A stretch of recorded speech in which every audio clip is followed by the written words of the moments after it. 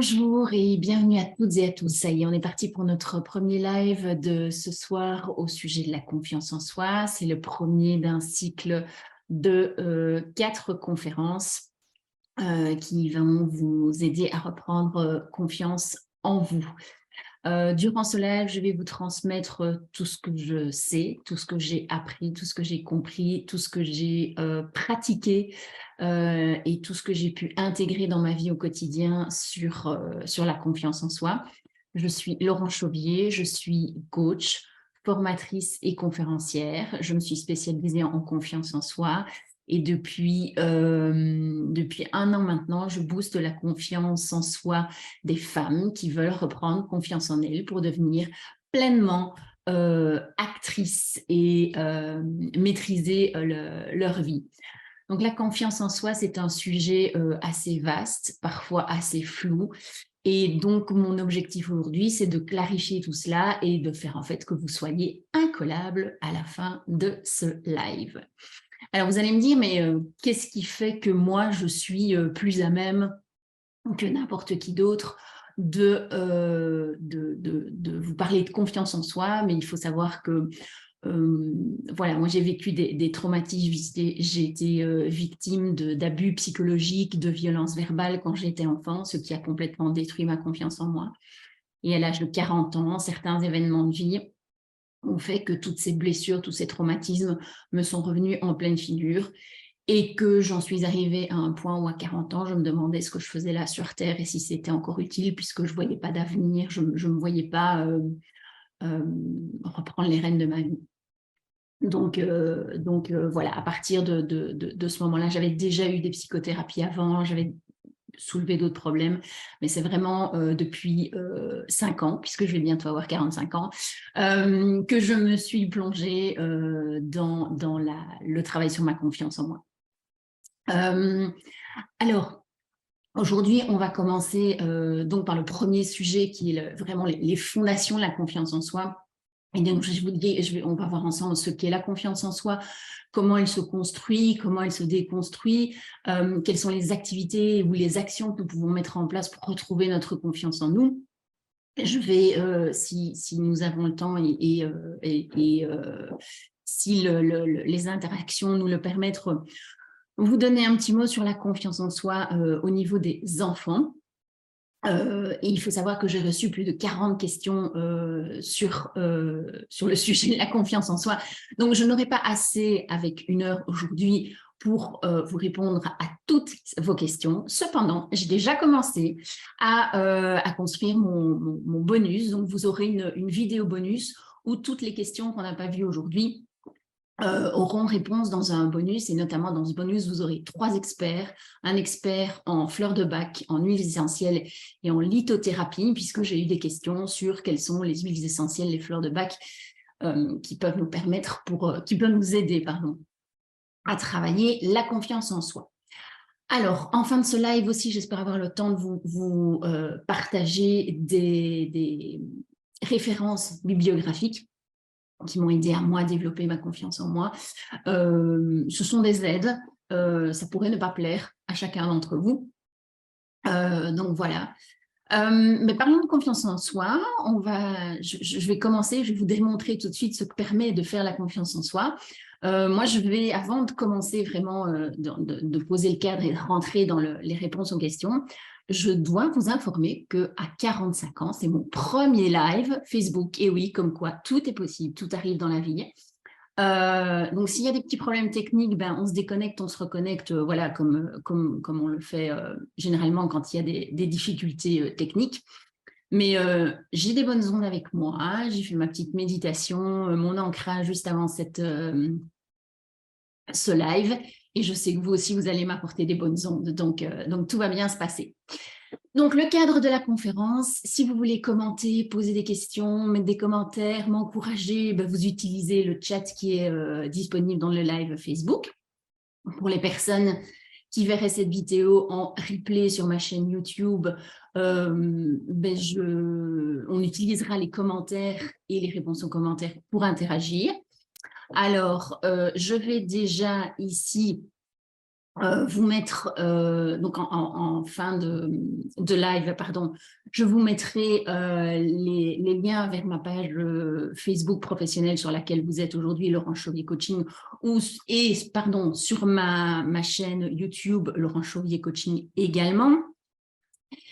Et n'hésitez pas à liker, à partager au sein de vos réseaux, au sein de vos amis. Si vous entendez des personnes autour de vous qui ont des problèmes de confiance en vous, ben, n'hésitez pas à partager. Voilà, on va rentrer maintenant dans le vif du sujet. Et je vais commencer très fort. Je vais vous demander pour vous de me donner via le chat une définition de la confiance en soi. C'est quoi pour vous la confiance en soi ? Donc, n'hésitez pas à partager, dites-moi, est-ce que vous avez une définition, est-ce que vous avez voilà, une idée de ce qu'est la confiance en soi. Je lirai vos commentaires en même temps.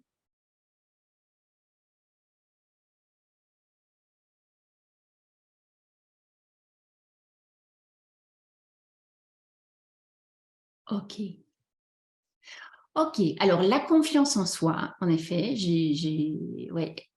Donc la confiance en soi, c'est le fait de croire en nos capacités, de croire en ce qu'on est capable de faire quand on est face à un événement inopportun ou une problématique ou un événement soudain.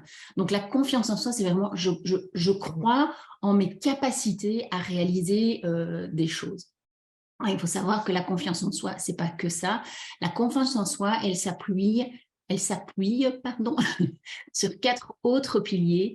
Un pilier qui est l'estime de soi, ça c'est la valeur que l'on se donne. Un autre pilier qui est l'amour de soi, ben, c'est tout l'amour qu'on se porte, l'amour inconditionnel envers soi-même. Un autre pilier qui est l'affirmation de soi. L'affirmation de soi, c'est comment on pose ses limites, comment on fait respecter ses limites, comment on affirme ses choix, comment on affirme sa personnalité, comment on prend sa place dans ce monde. Un autre pilier est, comment je vais dire, l'image de soi. Donc, c'est l'image qu'on a de nous-mêmes. Et si un de ces 5 piliers vacille, ben, c'est toute la confiance en soi qui vacille. Donc voilà, tous ces 5 piliers sont vraiment en interrelation pour assurer une bonne confiance en soi. Alors, une fois qu'on sait ça, ben c'est très bien, mais on se dit, bon, c'est quoi les bénéfices d'avoir confiance en soi, d'être une personne confiante? Ben les bénéfices que soit moi j'ai vécu, donc je vais vous partager, hein, à un certain moment, je vous partagerai mon vécu, et voilà, il y a d'autres choses, ce sont des choses un petit peu plus générales. Mais en tout cas, moi, l'expérience que j'ai fait d'avoir confiance en moi, ça me permet vraiment de vivre pleinement ma vie et de ne plus être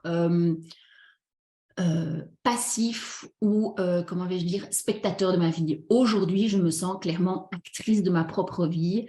Je décide de bien plus de choses qu'il y a 5 ans, voire 10, voire 15 ans. Je suis surtout consciente du pouvoir que je peux avoir, que ce soit du pouvoir de décision, que ce soit du pouvoir de changer les choses. Mais je suis aussi beaucoup plus consciente des choses sur lesquelles je n'ai pas la main. Donc, cette confiance en moi me permet aussi de lâcher prise et de ressentir beaucoup moins de stress.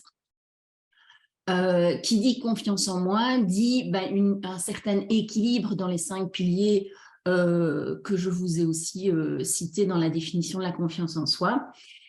Et donc, cet équilibre dans les 5 piliers fait que je me sens mieux dans mes baskets, je me sens mieux dans ma peau, j'ai une meilleure image de moi, j'ai une meilleure estime de moi. Donc, d'office, ce concept de confiance en soi est arrivé à un niveau qui me permet d'être vraiment épanouie, fière de moi, beaucoup plus sûre de moi.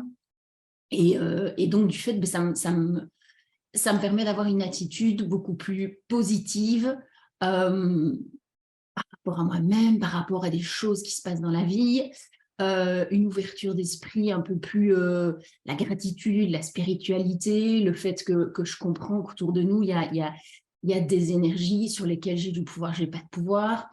Et le fait aussi que j'ai une vision beaucoup plus positive de la vie. Il faut savoir qu'auparavant, et vous l'avez sûrement déjà entendu dans certaines discussions, à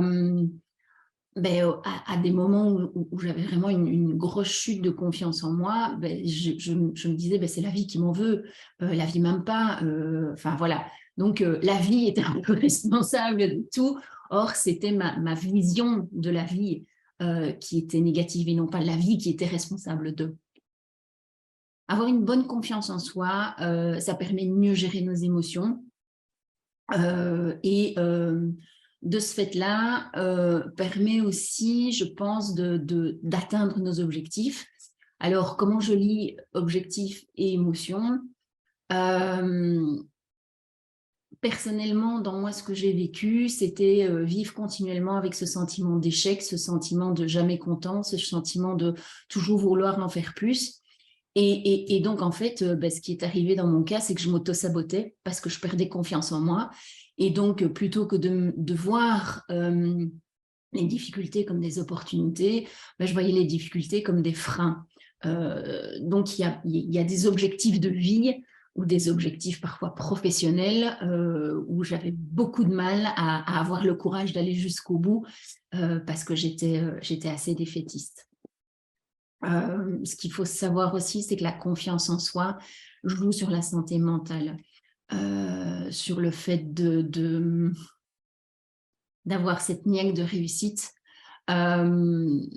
Prendre des décisions aussi quand on manque de confiance en soi, c'est difficile parce qu'on a peur du regard des autres, parce que est-ce que je vais bien faire, est-ce que je prends la bonne décision, j'ai peur de me tromper. Donc voilà, c'est où on ne prend pas de décision quand on n'a pas confiance en soi, ou on prend peut-être même parfois de mauvaises décisions pour nous-mêmes ou pour les autres, ça peut aller jusque-là. Et je trouve aussi, et on est en pleine période de changement, de chamboulement de vie, avoir confiance en soi permet d'être plus résilient, de s'adapter au changement et de vraiment faire la part des choses en disant, OK, ce changement-là, on va prendre un exemple, je veux dire la hausse des prix des carburants, c'est pas moi qui l'ai décidé. Donc, sur la décision, oui, je peux râler, je peux être pas content, je peux trouver ça injuste, ça c'est tout à fait légitime, mais je n'ai pas la main de changer cette décision étatique, gouvernementale, enfin bon, voilà. Et de se dire, OK, plutôt que de râler contre le gouvernement qui, de toute façon, que je râle, que tout mon quartier râle, que toute la ville râle, que tout mon pays râle, ça a peu de chances de changer les choses. Comment moi, je peux faire pour mieux gérer mon économie personnelle et familiale par rapport à cette difficulté supplémentaire aujourd'hui dans ma vie. Ça va peut-être être, ne plus utiliser la voiture, mais faire peut-être du covoiturage ou utiliser les transports en commun. Enfin, voilà. C'est d'autres choses et ces idées viennent automatiquement que quand on manque de confiance en soi, l'augmentation du prix des carburants, et on est bien d'accord, c'est injuste, c'est pas très fair pour l'instant, mais voilà, c'est comme ça se passe. Mais c'est une couche de lourdeur en plus qui vient se mettre dans notre morosité ambiante. Alors, quand on a confiance en soi, une chose hyper importante, et je vais vraiment vous le répéter souvent, c'est que vous n'avez plus peur de passer à l'action, de prendre des risques et d'essayer des nouvelles choses. Exemple, il y a plus de 5 ans, j'étais obèse morbide avec plus de 123 kilos. Et un de mes challenges était de faire un saut en parachute. J'avais la trouille de ma vie, peur que l'avion s'écrase, peur que le parachute ne s'ouvre pas. Enfin voilà. Et puis bon, je me dis finalement, je vais quand même le faire. Et puis j'arrive à pas plus de 80 kilos. Voilà. Le soufflet retombe, c'est de ma faute, je suis trop grosse, j'ai pas fait attention, et la spirale négative a commencé. Et puis, il se fait qu'il y a 5 ans, j'ai dû me faire opérer, j'ai repris ma vie en main, j'ai perdu plus de 50 kilos. Et donc, je suis arrivée à une image de moi et à un poids que je vénérais, dont j'étais fière. Je me trouvais super jolie dans la glace. Et de ce fait-là, je ne me suis plus posé aucune question par rapport à ce saut en parachute. J'y suis allée, c'était génial, j'avais plus peur que l'avion s'écrase, j'avais plus peur que le parachute s'ouvre pas. Je m'en foutais totalement de la taille que je faisais parce que je savais que je rentrerais dans une combinaison M parce que il y a plus souvent des combinaisons M que des combinaisons XXXXXL. Donc voilà, donc ça change vraiment les perspectives. J'ai osé me balader en bikini sur des plages du Mexique, du sud de la France, chose, pardon. J'en suis toute émoustillée, chose que je n'avais plus fait depuis plus de 20 ans. Et enfin voilà, avec cette réconciliation avec mon image de moi, avec cette réconciliation avec ma confiance en moi, il y a un nouveau monde des possibles qui s'est ouvert. Et le fait que plein de choses que je m'interdisais de faire, ben, j'avais plus de freins, je les ai faites, je les ai tentées, je les ai testées. Voilà. De ce fait-là aussi, et ça découle de tout ça, une plus grande motivation. Donc, il faut savoir que j'ai toujours rêvé de faire du jogging. Avec 123 kilos, ce n'était pas possible. En pesant 70 kilos tout mouillé, ça a été tout de suite possible, avec des nuances, bien entendu. Et je vous raconterai les nuances au fur et à mesure de notre live. Donc, je disais, ben voilà, une plus grande motivation. Le fait aussi que le fait d'avoir confiance en soi vous permet d'avoir une identité propre à vous, assumée, assurée, et le fait aussi de dégager beaucoup plus d'assurance.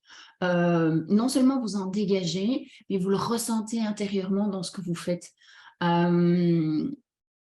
parce que vous profitez à fond, quoi. Enfin, voilà, moi enfin, ça, c'est un exemple personnel.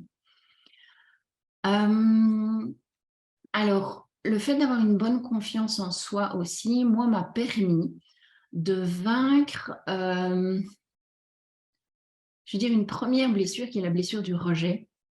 C'est-à-dire que moi, quand j'arrivais dans un cocktail ou dans une célébration, je suis quelqu'un d'assez social, donc je vais assez vite vers les gens, etc. Et puis quand les gens parlaient, ben, tout de suite, j'avais cette pensée qui me venait en tête en me disant oh, tu vois, t'ennuies les gens, t'es pas intéressante, les gens t'aiment pas, donc ils te laissent toute seule, ils t'abandonnent, ils te rejettent. Et donc du coup, je n'allais plus à ces événements parce que cette blessure était beaucoup trop présente pour moi et me faisait beaucoup trop souffrir. Avec tout ce que j'ai appris, pratiqué et exercé sur la confiance en soi, aujourd'hui, je vais minimum une fois par mois à une rencontre de networking entre entrepreneurs et je me retrouve toute seule à une table. J'en profite pour souffler un peu parce qu'on parle beaucoup, on échange beaucoup d'avis, où on s'entraide, etc. Je me profite pour aller chercher un verre, j'en profite pour voilà, faire un petit bio-break, un petit pipi. Donc, je suis plus embêtée, je ne me sens plus rejetée parce que 3 personnes sur 4 ont quitté la table où j'étais ou ont quitté le groupe dans lequel on discutait. Non, voilà, c'est les énergies de la vie, c'est les moments de la vie. Voilà, moi, à partir du moment où personne vient me dire, écoute, franchement, t'endors les gens, tu parles de trop, tes histoires ne nous intéressent pas. C'est qu'il n'y a pas de problème. Si les gens ne disent pas ça, c'est qu'il n'y a pas de problème. C'est simplement qu'ils ont envie d'aller voir, tout comme moi, il peut m'arriver d'être dans un groupe, de terminer une conversation et lors d'un networking, avoir envie d'aller par curiosité dans un autre groupe. Donc moi aussi, à un moment, je quitte un groupe pour aller m'insérer dans un autre. Mais ça ne veut absolument pas dire que je n'aime pas les gens ou que je rejette les gens ou que j'abandonne les gens. C'est simplement, j'ai une curiosité qui fait que je change de groupe. Donc une fois qu'on comprend tout ça, de ce fait-là, moi, je me sentais beaucoup moins rejetée et moins abandonnée et surtout moins coupable. Et donc, lié à ça aussi, comment je vais dire,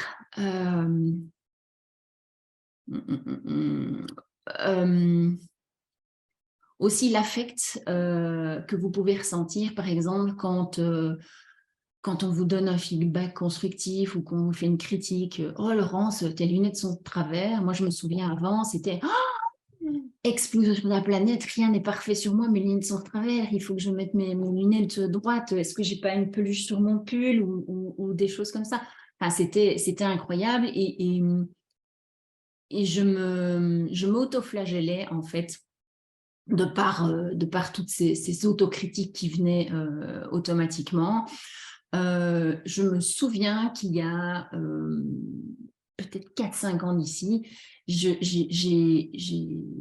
eu le courage de dire à mon boss, écoute, je viens de comprendre que je n'étais pas capable émotionnellement d'accepter un feedback constructif parce qu'en fait, ces feedbacks constructifs, voilà, quand j'avais fait une erreur ou que j'avais dit quelque chose que je devais peut-être pas dire ou pas de cette manière-là, bah, dans le milieu du travail, voilà, on a une petite discussion avec son chef et le chef me dit, tiens, j'ai vu que tu as réagi comme ça, comment tu penses que tu aurais pu réagir autrement, etc.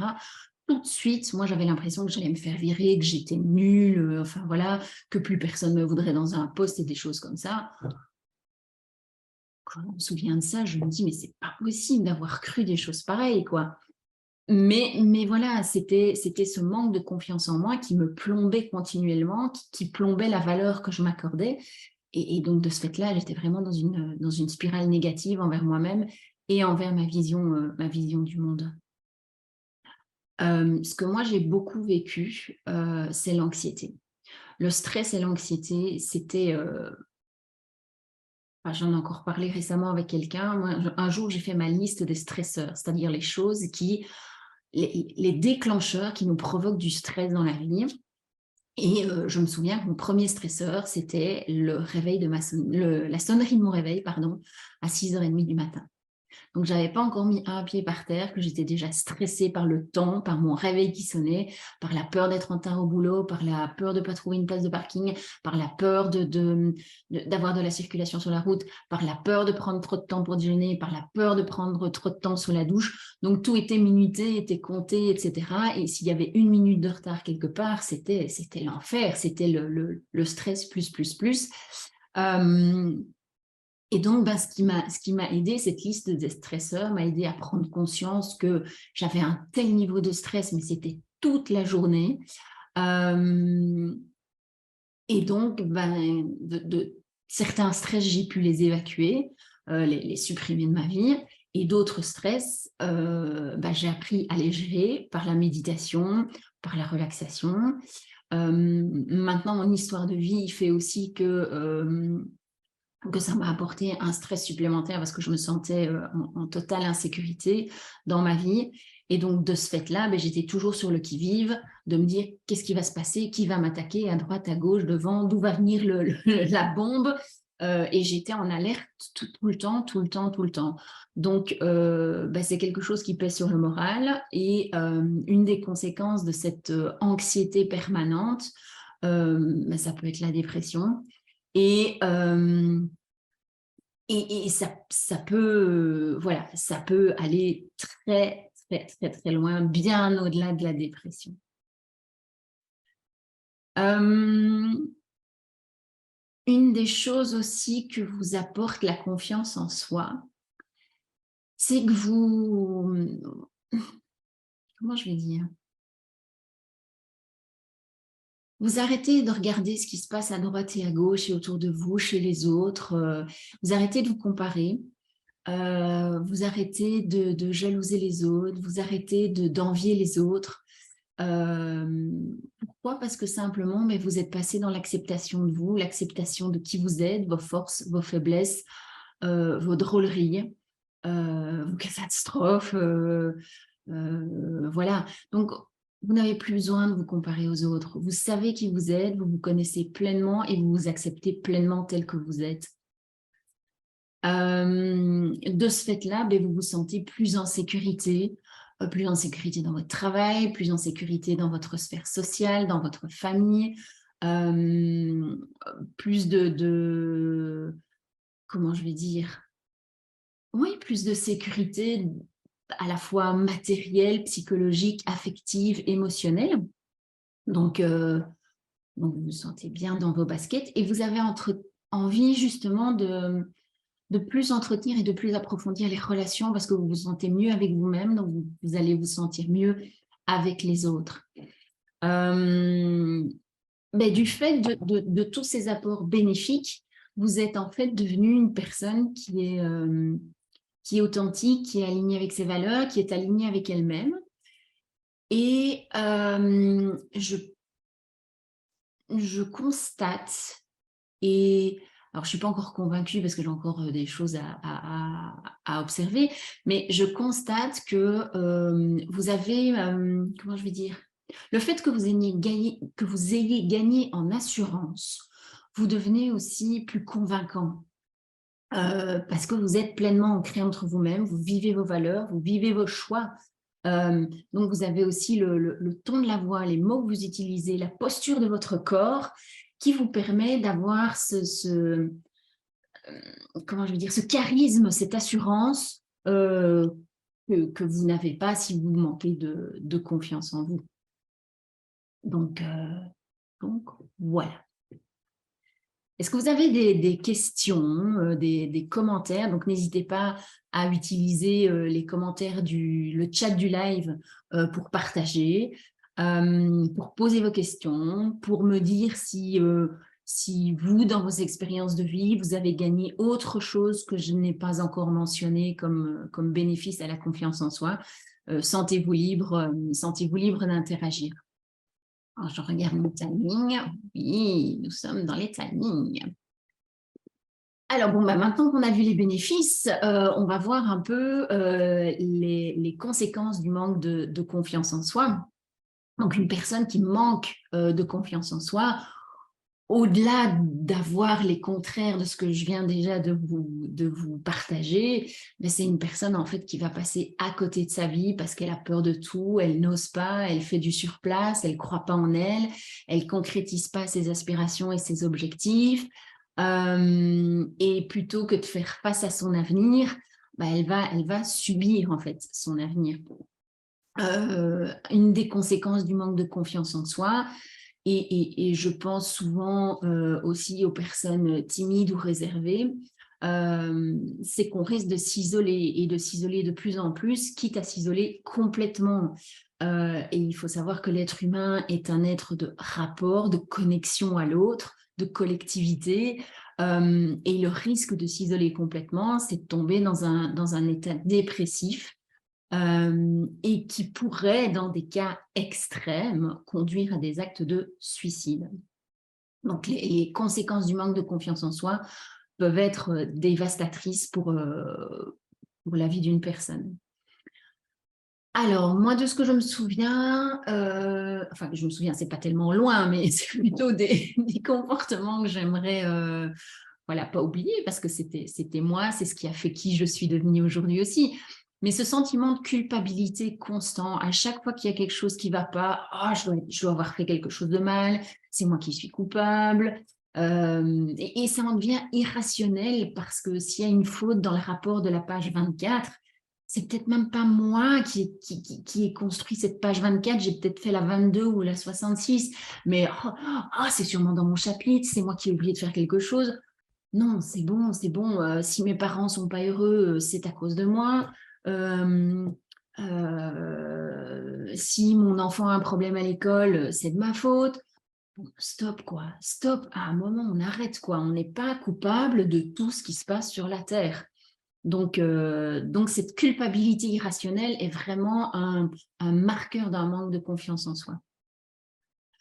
Alors là, c'est surtout lié à l'affirmation de soi, c'est la difficulté à dire non, la difficulté à... Mais quand je dis à dire non, c'est pas un non de... Comment je dis, comme les petits enfants qui s'amusent à dire non pour le plaisir de dire non. C'est un vrai non. Le vrai non dont je vous parle, c'est celui où vous allez vous faire respecter, où vous allez dire non quand vous pensez non. Vous allez poser vos limites, vous allez les faire respecter. Donc, c'est ce nom-là dont je parle, le nom qui fait qu'on se fait respecter, en fait, ou le nom qui dit qu'on n'est pas d'accord ou qu'on ne veut pas. Voilà. La timidité, oui, une timidité excessive, une réserve excessive, on n'ose pas aller vers l'autre parce qu'on a peur du jugement de l'autre, on a peur de ce qu'on pourrait dire de nous, de ce qu'on pourrait penser de nous, et c'est surtout notre cerveau qui nous fait penser à tous ces messages négatifs que les autres pourraient avoir sur nous-mêmes, alors que parfois pas du tout. Le fait, on en a déjà parlé, mais une des conséquences du manque de confiance en soi, c'est qu'on se sous-estime. Oh, je suis pas capable de faire ça. Oh, je suis nulle. Oh non, moi, je ne deviendrai jamais comme telle ou telle personne. Enfin, voilà, toutes ces choses-là. Et alors, j'y reviens encore, mais quand on manque de confiance en soi, on manque souvent d'audace et d'optimisme. Donc, on est plutôt pessimiste qu'optimiste. Et l'audace, ça va un peu avec oser prendre un risque, etc. Par exemple, tout le monde est d'accord, vous n'êtes pas d'accord, vous n'allez pas avoir l'audace de dire, écoutez, non, moi je ne suis pas d'accord avec le choix de l'équipe, je voudrais faire autre chose, ou ceci, cela. Ou même au sein d'un couple. Même au sein d'un couple, l'audace de dire à votre mari non, je ne suis pas d'accord d'aller en vacances dans cet endroit-là parce que j'aime pas, parce que moi je préfère la montagne et toi tu préfères la plage. Et... Enfin voilà, non, vous n'aurez pas cette audace de faire ou de dire des choses ou d'être à contre-courant de ce qui est attendu en fait. Et si je devais résumer en fait, moi, les conséquences de la confiance en moi, je dirais qu'en fait, et peut-être pas entre 20 et 30 ans, parce que je ne me rendais pas vraiment compte que c'était ça le problème. J'étais plutôt en train d'accuser ma famille dysfonctionnante et les conséquences que ça avait pour moi, mais sans avoir mis vraiment le doigt sur les problèmes de confiance en soi. Moi, je dirais que pour moi, le manque de confiance en moi, ça m'a emprisonnée en fait, ça m'a enfermée dans la vie que je ne voulais pas vivre. Donc voilà, donc juste pour vous partager, moi il m'a fallu à l'âge de 40 ans le décès de ma maman, un gros burn-out à cause des conditions de travail qui ne me convenaient plus, pour me rendre compte de tout ça, ma crise de la quarantaine aussi, et ces trois choses-là mélangées ensemble ont explosé en pleine figure, et il m'a fallu ça pour me rendre compte que j'étais enfermée, emprisonnée, mais que je me nourrissais aussi de cet emprisonnement et de cet enfermement. Donc voilà.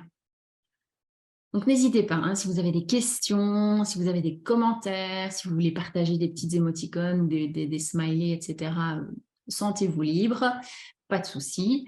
Je répondrai à toutes vos questions à la fin du live. Bon, comme je n'ai pas de questions, je vous propose de continuer sur la question de se dire, OK, maintenant je vois les avantages d'avoir confiance en soi, je vois les conséquences de manquer de confiance en soi, mais en fait, d'où elle vient cette confiance en soi? Pourquoi est-ce qu'on peut perdre confiance en soi? Pourquoi est-ce qu'on manque de confiance en soi? Qu'est-ce qui fait en fait que la confiance en soi peut être détruite à un moment de la vie? Alors, déjà, la confiance en soi, le manque de confiance en soi vient de différentes composantes. Alors, il y a plusieurs écoles. Il y a plusieurs courants, je vais dire, qui partent dans le sens où la confiance en soi, c'est quelque chose qu'on possède dès la naissance, ou un courant qui dit, mais non, la confiance en soi, ça se construit. Ça, c'est deux courants. Moi, personnellement, de par les recherches que j'ai effectuées, ce que j'ai appris, ce que j'ai expérimenté, je reste convaincue pour moi qu'en naissant, le bébé a un capital confiance en soi. Voilà, ça, moi, c'est mon premier postulat. Alors, il y a une école qui dit, enfin, c'est pas une école qui dit, c'est une comparaison qui est faite entre la confiance en soi, c'est un muscle. Et un muscle, on peut l'entraîner. Et donc, à partir du moment, voilà, moi je fais le regroupement, à partir du moment où on compare cette confiance en soi à un muscle, le bébé qui vient au monde, il a déjà des muscles. Donc, la confiance en soi, elle fait partie du bébé qui vient au monde et qui arrive. Qu'est-ce qui va faire que ce bébé, en devenant enfant, adolescent, adulte, va avoir de la confiance en soi ou va manquer de confiance en soi? Pour moi, premièrement, c'est le milieu éducationnel. Quand je parle du milieu éducationnel, il y a plusieurs couches. Il y a la première couche de milieu éducationnel, c'est vos parents, vos frères et sœurs, les gens, les personnes avec qui vous vivez au quotidien dans la maison. Je parle d'une configuration standard, hein, d'accord? On part de là, il peut y avoir de papa, de maman, les grands-parents peuvent habiter avec, les tontons et les tantes aussi, enfin voilà, chacun a sa vie et sa structure. La deuxième couche éducationnelle, je dirais que c'est plutôt le reste de la famille que vous voyez un petit peu moins souvent, les cousins, les cousines, etc. Et l'autre couche éducationnelle, mais c'est bien entendu les institutions d'éducation, donc les écoles, les crèches, les pensionnats, vos éducateurs, vos instituteurs, les nounous, comment on appelle, le personnel de crèche, le personnel qui va vous accueillir durant vos activités le mercredi après-midi ou le samedi matin, etc. Donc voilà. Ça, ce sont ce que j'appellerais votre milieu éducationnel. Et le milieu éducationnel, mais c'est lui en premier qui va nourrir ou qui va manger en fait notre confiance en nous. Et le bébé, quand il vient au monde, le premier lien qu'il a, c'est avec ses parents. Donc, il se peut que, voilà, dans l'enfance, entre l'enfant et le parent, il y ait des troubles relationnels comme des troubles de l'attachement, qui pourrait être responsable d'un manque de confiance en soi. Ce qu'il faut savoir, c'est que notre corps a une mémoire. Donc, cette mémoire, je vais vous l'expliquer maintenant, puisque cette pensée me vient. C'est une expérience personnelle. Donc, mon anxiété était à un tel paroxysme qu'on a posé le diagnostic de syndrome post-traumatique, du stress post-traumatique.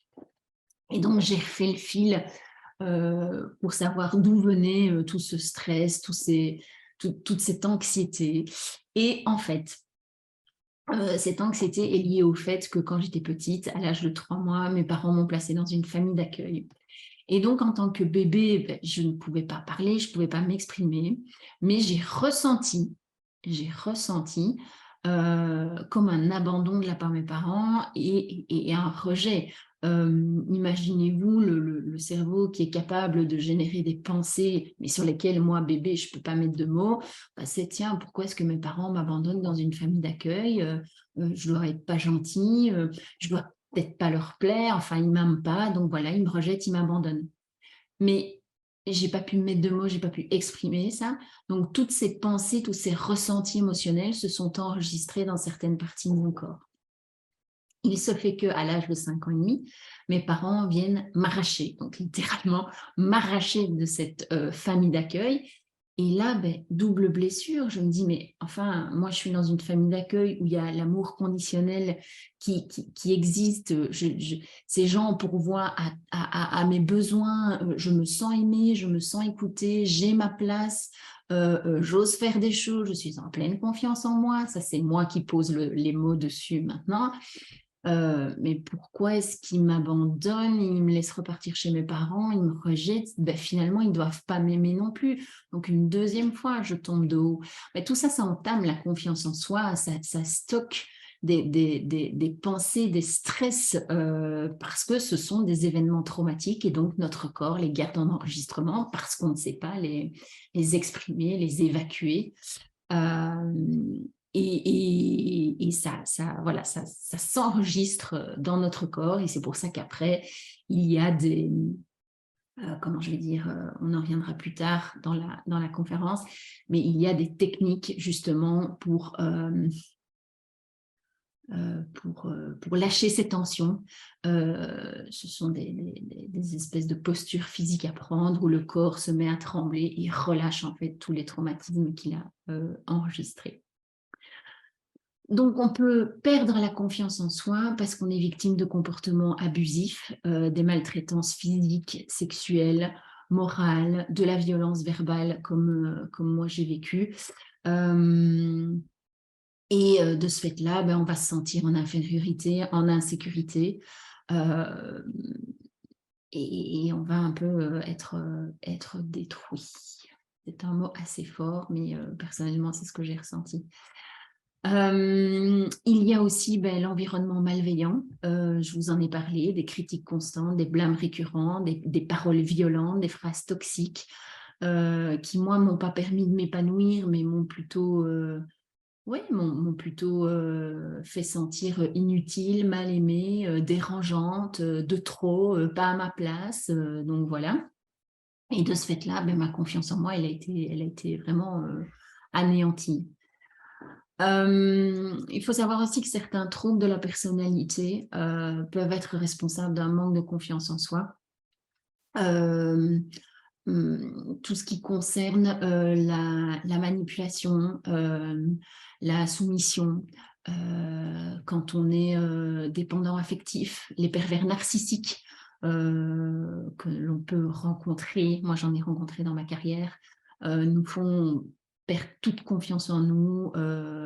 On était capable de plein de choses, on croise un pervers narcissique, moi personnellement dans mon milieu de travail, et en 6 mois, vous ne savez même plus faire un copier-coller ou répondre à un mail vous prend une demi-heure au lieu de 3 minutes, quoi.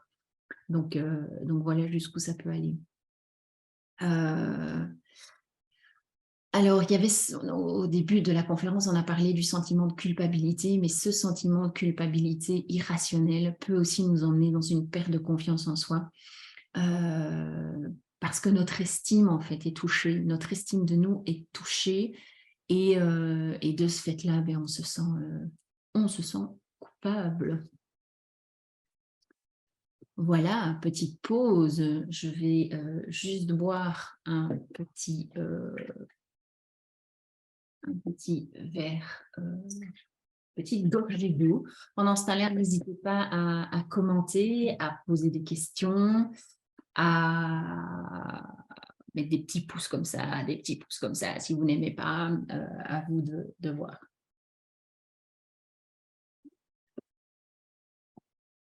Alors, maintenant qu'on sait tout ça, on sait ce qu'est la confiance en soi, on sait quels sont les autres piliers de la confiance en soi, on sait tous les bénéfices d'avoir confiance en soi, on connaît tous les bénéfices d'avoir confiance en soi, on connaît les conséquences du manque de confiance en soi, on sait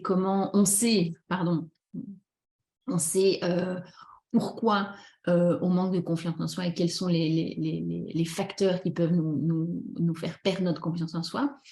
On va voir un peu comment on peut reprendre confiance en soi. Alors, avant de se lancer dans les grandes répos qui pourront vous aider, il faut savoir que, donc moi, ça fait 5 ans que je travaille sur ma confiance en soi. Je me suis réorientée professionnellement. Je suis coach, je suis formatrice et je suis conférencière, comme je vous l'ai dit. Et dans le cadre de mon rôle de coach et de formatrice, je vous propose justement un nouveau programme que je suis en train de construire pour 2023. C'est un programme qui s'appelle « Booste ta confiance en toi ». Il sera en ligne à partir de la rentrée 2023 sur mon nouveau site qui sera aussi en ligne apparemment, peut-être même avant 2023. J'ai vu mon informaticien ce matin. Donc, enfin, qu'est-ce que mon programme vous donne? Mon programme vous donne en fait les conférences qui sont ici. Alors, vous avez de la chance parce que ces conférences, elles sont encore gratuites pour l'instant. À partir de janvier 2023, elles seront payantes. Une petite quinzaine d'euros par conférence, c'est pas énorme.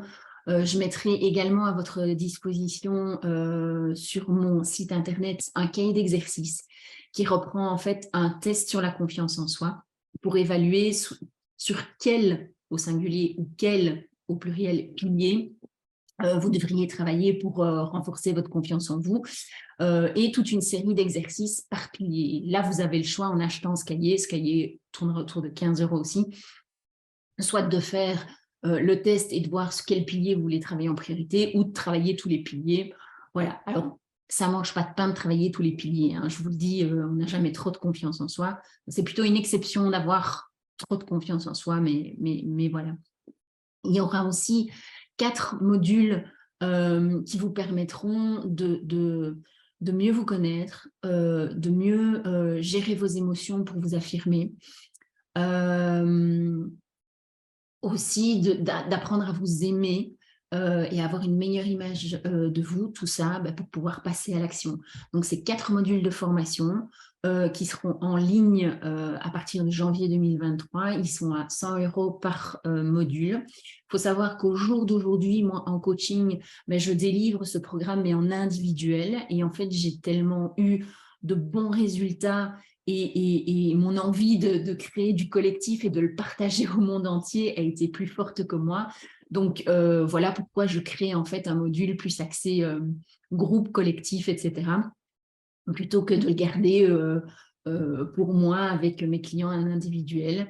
Et alors, pour terminer ce programme de conférences, cahiers d'exercices et de modules de cours en ligne, il y aura aussi 6 séances de coaching qui seront délivrées avec le programme. Donc, il faut savoir que, bien sûr, si vous prenez chaque fois un item du programme, ça vous reviendra plus cher que si vous prenez tout le programme en entier. Donc, les 4 cours seront à 400 €. Les séances de coaching, il y en a 6, ce sera 360 €.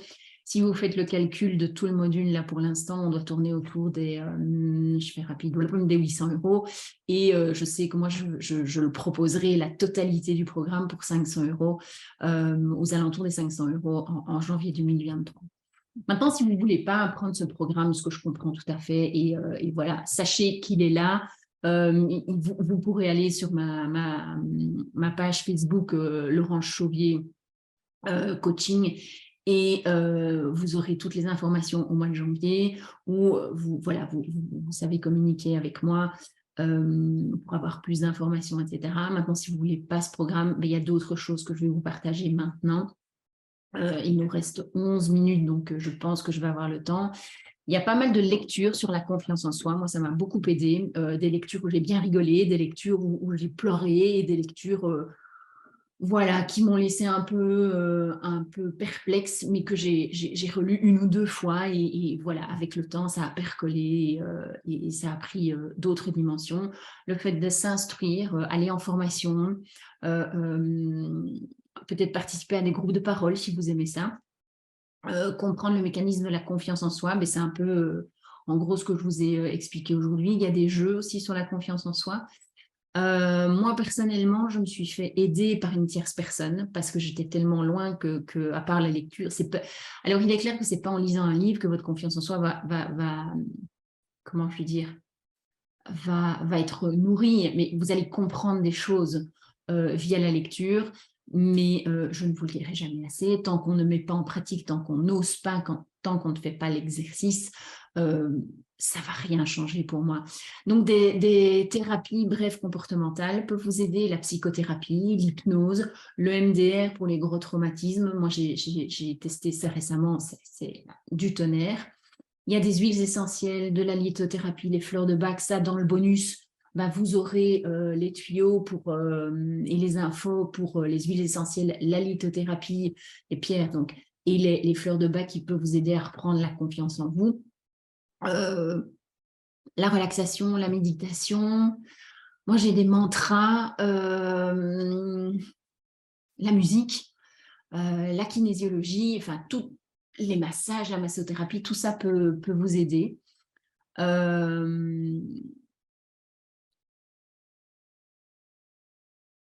Ouais, je dirais aussi, alors peut-être moins de choses pratico-pratiques, mais réapprendre l'amour de soi, pouvoir s'aimer, s'accepter comme on est, travailler sur son apparence aussi. Moi, je sais que même maintenant où je me sens bien dans mon corps, un jour où je vais rester à la maison, où je mets un t-shirt et un jogging, quand je me croise dans la glace, je me dis pas waouh, elle est super belle. Non, par contre, je vais bien m'habiller parce que j'ai un rendez-vous, etc.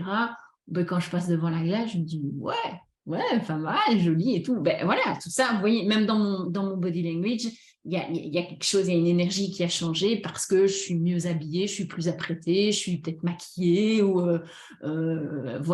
j'ai des vêtements bien repassés ou des choses comme ça. Donc voilà, soigner son apparence aide à avoir un amour de soi et une image de soi qui est plus constructive. Je dirais aussi, alors malheureusement, ça, je me mets à la place des grands timides, travailler le lien aux autres, c'est compliqué quand on est timide. Créer le contact avec les autres, oser demander de l'aide aux autres quand vous en avez besoin. Alors, quelque chose que moi j'enseigne aussi dans mes séances d'autocompassion, c'est s'entourer de bienveillance, être bienveillant avec soi-même, se féliciter quand on a une réussite, se donner des médailles. Moi, je me donne souvent des médailles d'or sur mes 2 épaules. J'essaie d'équilibrer les deux, hein, voilà. Être fier de soi, mettre ses compétences ou ses réussites en lumière, ou des choses que vous avez apprises et dont vous êtes fier, vous recentrer sur l'essentiel de votre vie, de vos valeurs, de ce que vous aimez faire. Autre chose à pouvoir faire, c'est se détacher du jugement des autres. Vous donner le droit à l'erreur, rire de vos erreurs. Transformer vos peurs en énergie positive. Regardez l'exemple que je vous ai donné tout à l'heure avec le parachute. J'étais pleine de peur à un moment, une fois que j'ai travaillé ma confiance en moi, mais j'ai osé y aller, je l'ai fait et c'était génial. Alors, sachez que toute erreur que vous allez commettre, elle vous apprend quelque chose sur vous. Elle ne vous flagelle pas, elle ne vous tue pas, elle vous apprend quelque chose sur vous. Et je reviens de nouveau à ce passage à l'action. Sortez de votre zone de confort, osez plonger, prenez des risques, fixez-vous des objectifs, mais attention avec les objectifs, des petits pas. N'allez pas me dire, demain, vous n'avez jamais couru de votre vie et vous me dites, ok, je me suis fixé un objectif, je sors de ma zone de confort, demain, je vais courir 5 km. Non, non, non, non. Ça, c'est un objectif casse-gueule. Si vous n'avez jamais couru, si vous n'avez pas d'endurance, si vous n'êtes pas préparé physiquement, commencez par trottiner un tour de votre jardin, quoi. Hein, si votre jardin ne fait pas 5 km, bien entendu. Donc voilà. Et donc, j'arrive à la course, tout ça pour faire le lien avec faites du sport. Le sport est hyper bon pour la confiance en soi. Vous allez me dire, mais quel type de sport, madame? Eh bien, les sports de combat, karaté, judo, krav maga, kickboxing. Moi, je vais tester dans peu de temps un cours de boxe pour sentir un peu les énergies et voir ce que ça peut apporter au niveau de ma confiance en moi. Sinon, vous avez le traditionnel, la marche, la nage. On parlait de courir tout à l'heure, courir, le yoga. Et là, j'arrive dans le détail des activités et je vais faire plaisir à certains types de personnes. Alors, ne rigolez pas, ne pleurez pas non plus, vous allez voir, c'est très chouette. Les timides, je vous conseille le théâtre. Parce que vous allez pouvoir vous désinhiber grâce au théâtre. Les anxieux, je leur conseille plutôt la méditation. Les impatients, les impatients légers ou les très impatients, allez vers le yoga.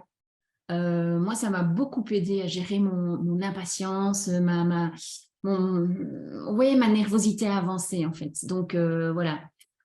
Pour les personnes qui seraient un peu dans un mood négatif, qui seraient dans un down un peu dépressif de l'automne, etc., go to the fitness, il y a plein d'activités différentes et en fait, on croise des gens, mais on n'est pas obligé de leur parler, etc., parce qu'on ne les connaît pas. Donc, vous pouvez vous mettre dans votre bulle, vous pouvez vous connecter aux autres, c'est comme vous voulez, mais il y a plein d'activités à faire en fitness, donc allez-y. Et alors, un truc qui est génial, ça, c'est pour les perfectionnistes. Moi, j'ai fait tomber une partie de mon perfectionnisme en faisant des cours de danse. Donc, j'allais à la danse le vendredi et ce qui est hyper comique, c'est qu'en danse, on est un groupe, on fait une chorégraphie et en fait, à chaque fois qu'on répète la chorégraphie, il y en a un minimum 1, 2 ou 3 qui se plantent d'un pas, qui ne sont pas dans le rythme, etc. Donc, on est plusieurs à se planter et on rigole. Et on rigole de nos choses, donc de nos choses, de nos erreurs, pardon. Donc, ça permet de se désinhiber de son perfectionnisme et voilà. Alors, il me reste encore 3 minutes.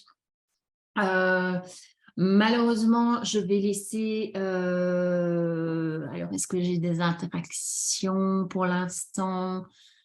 Ok, pas de questions. Donc, je vais peut-être passer et on débordera peut-être de 2 minutes. Mais je préfère sur la confiance en soi et l'enfance. Donc moi, je vous ai dit, hein, moi, je suis convaincue que tout se joue dès l'enfance sur la confiance en soi. Maintenant, il y a des moments en tant qu'enfant, adolescent, adulte où on vit un traumatisme et il se peut très bien qu'on soit confiant en soi jusqu'à l'âge de 37 ans. À 37 ans, il se passe quelque chose et on perd confiance en soi. Ça, c'est des choses qui sont tout à fait possibles aussi. Mais donc moi, et en plus, de par mon expérience, l'enfance me touche personnellement. Alors avec les enfants, il est hyper important de valoriser le processus et pas le résultat. Donc, si votre enfant vous a dit « Oh maman, je voudrais faire des gâteaux, etc. » Faites des gâteaux avec lui. Le gâteau n'a pas bon goût, le gâteau a une drôle de tête. C'est pas grave, c'est magnifique, c'est parfait. Bravo à ce qu'il a fait et bravo à tout ce qu'il a mis en branle et comment il s'est organisé pour le faire. Le résultat, c'est pas grave que ce soit pas super beau, que ce soit pas super bon. C'est pas grave. C'est vraiment favoriser le processus. Il apprend à s'habiller, il met ses chaussettes à l'envers, c'est pas grave. Au moins, il a appris à mettre des chaussettes sur son pied. Elles sont à l'envers, c'est vous enfin voilà, ou vous le laissez comme ça dépend. Moi, je ne suis pas à votre place. Accepter que les phases d'apprentissage des enfants prennent du temps. Bah oui, un enfant, ça prend du temps à se mettre debout, ça prend du temps à marcher, ça prend du temps à manger proprement, ça prend du temps à être propre, ça prend du temps à parler, à dessiner correctement, à colorier correctement, à écrire correctement, à compter correctement. Donc oui, ça prend du temps. L'enfant ne va pas se lever un matin, c'est pas parce qu'il a appris le lundi à compter jusque 10 que toute la semaine, il va compter jusque 10 sans faire une erreur. Parfois, il va peut-être encore inverser un chiffre ou l'autre. Donc voilà, soyez indulgents par rapport au fait que, bah oui, apprendre, ça prend du temps. Favorisez aussi la culture de la curiosité avec vos enfants. Vous savez, les enfants qui demandent pourquoi maman et maman ceci, et pourquoi maman cela, et pourquoi maman cela, et pourquoi. Je comprends tout à fait qu'à un moment on dise « Est-ce que tu veux bien arrêter de demander pourquoi ?» Oui, mais ce genre de réaction, même s'il est basé sur voilà, un stress, un énervement, ce qui est normal, c'est humain. Prenez un moment après pour répondre à ces questions quand vous êtes redescendu en tension ou quand vous avez le temps.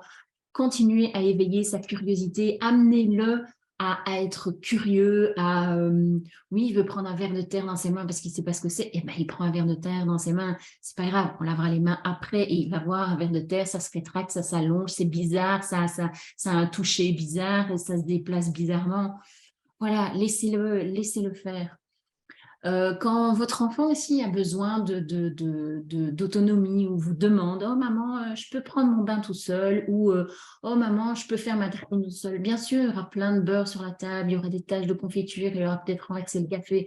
Et alors, c'est pas grave, au moins il aura essayé ou vous lui aurez appris, laissez-le faire tout seul, justement, vous voyez, valoriser le processus plutôt que le résultat. Et puis à un moment, vous lui montrez « Regarde, maman va te montrer comment on fait une tartine et tu copies maman ». Et voilà, et il apprend à faire sa tartine tout seul, et il apprend à refermer le pot de confiture, etc.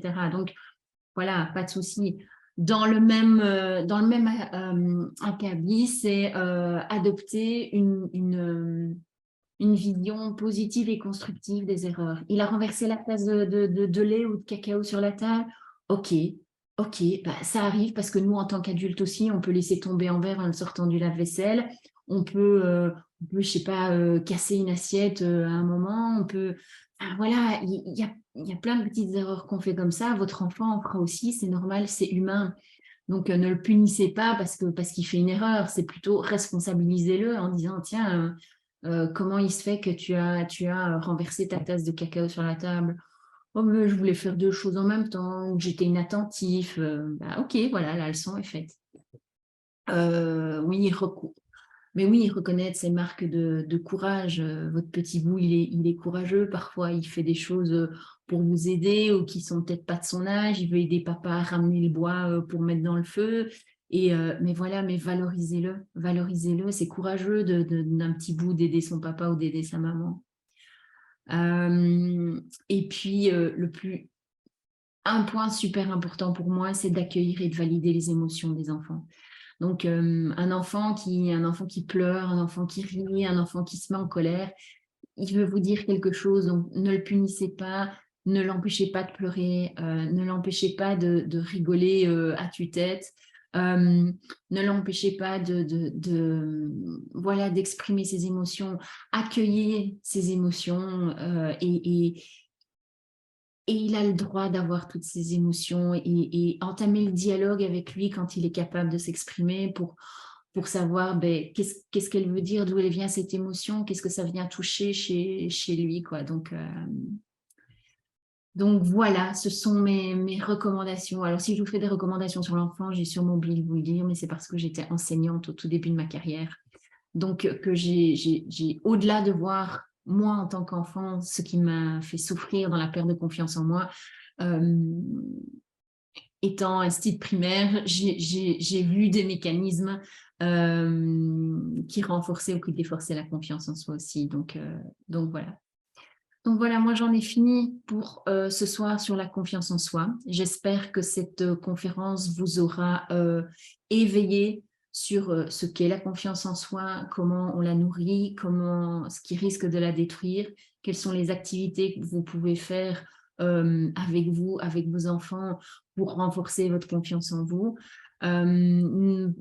N'oubliez pas, le bonus sera mis en ligne aussi. Alors, juste pour votre info, dans le bonus, ce seront la lithothérapie et la confiance en soi, les fleurs de bac, les huiles essentielles. On parlera aussi de trop de confiance en soi. Je vous parlerai aussi des hauts potentiels et de la confiance en soi,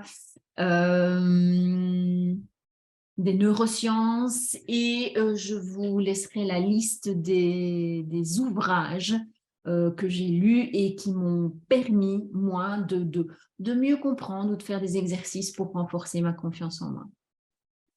Donc voilà, je vais vous laisser là. Je n'ai pas reçu d'autres questions, d'autres commentaires.